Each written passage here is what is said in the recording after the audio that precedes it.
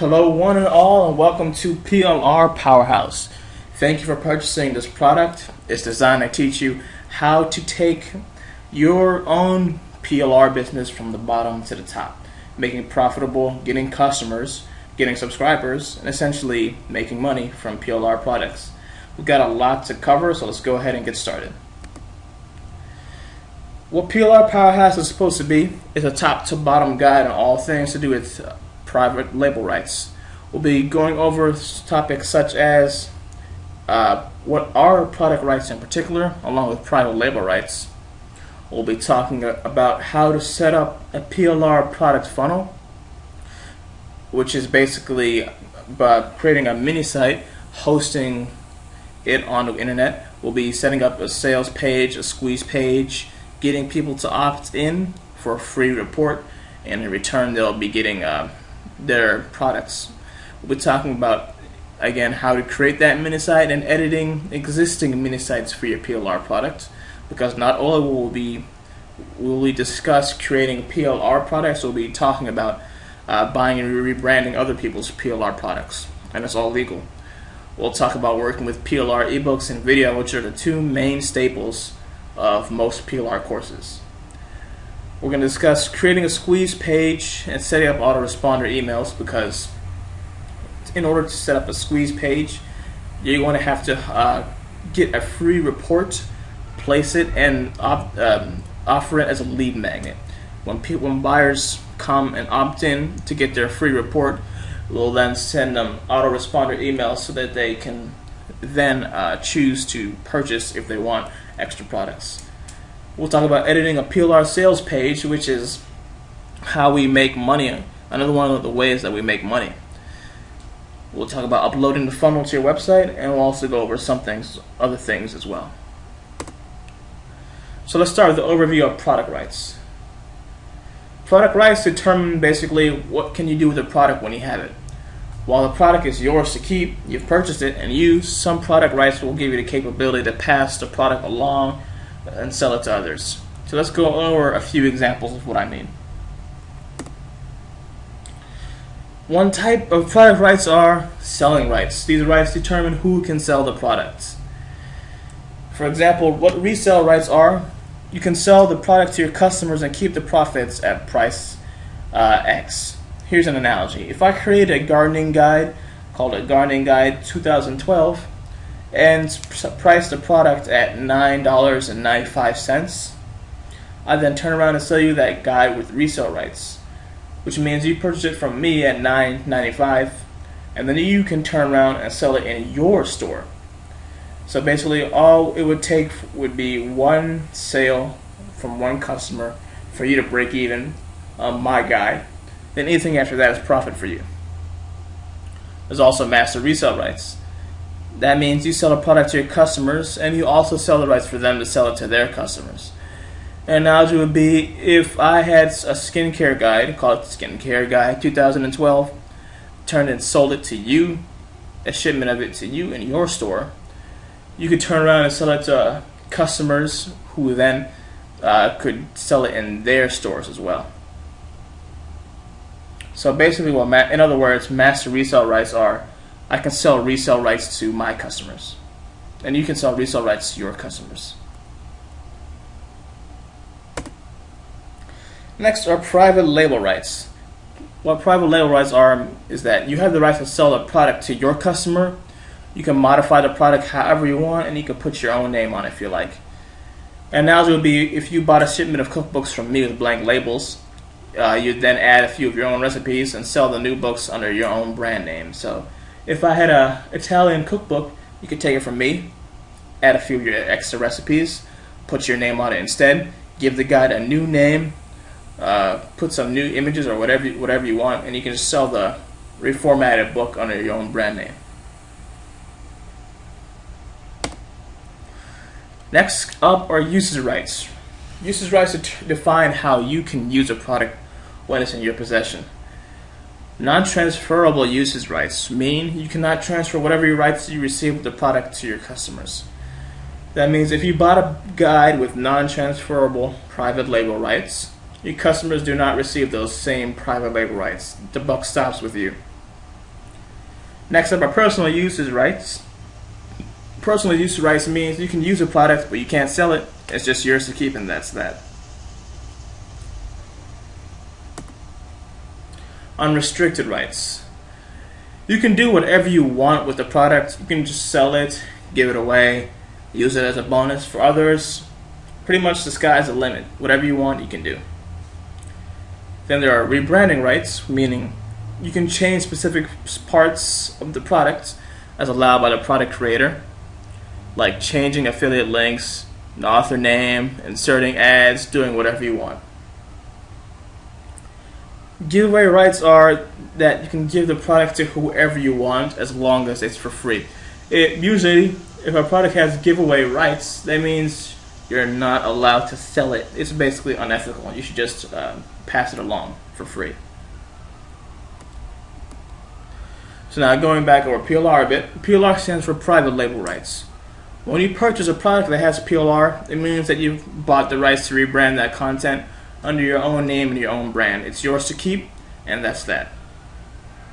And that means afterwards you then have the ability to sell it, give it away, distribute it, modify it, whatever you want. It's like you're the original author of the course. You can take credit for that course. It's yours. It's basically, and that's just final. It's as if I sold a guide to you with PLR, by selling it, it's as if I was never the author anymore. The buyer can't take all the credit for it.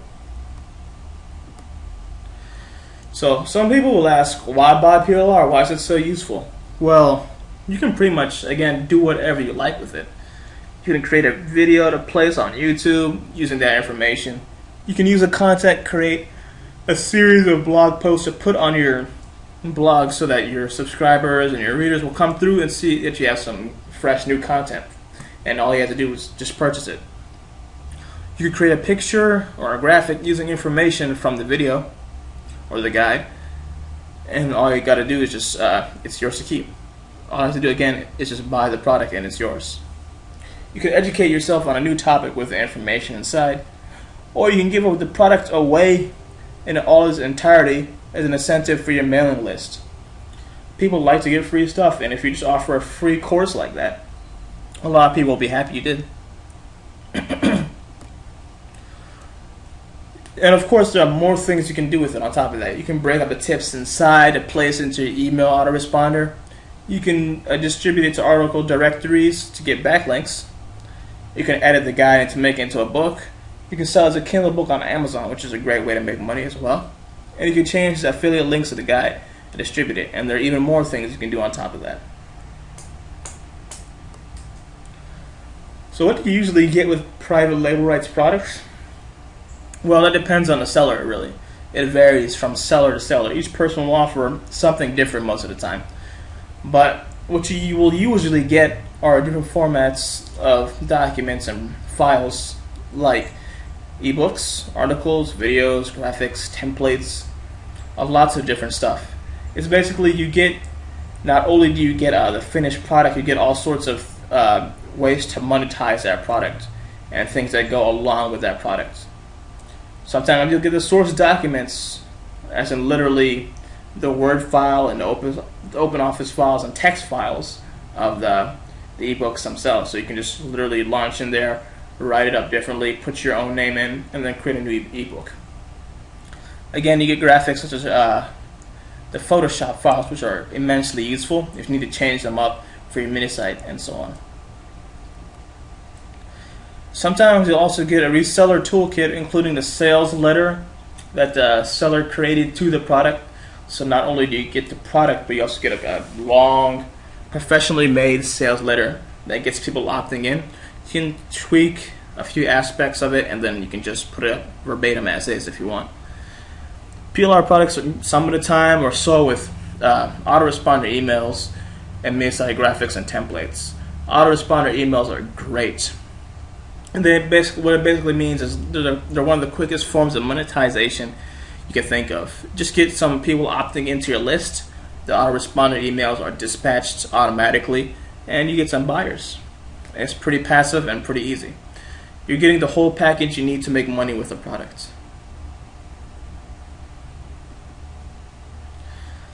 Some folks will ask, is PLR a good business model? Should they be investing their time into it? Because of course there's so many different ways to make money online. I always say, of course, PLR is a great way to make money online. So people like to claim, oh, PLR is old news, it's finished.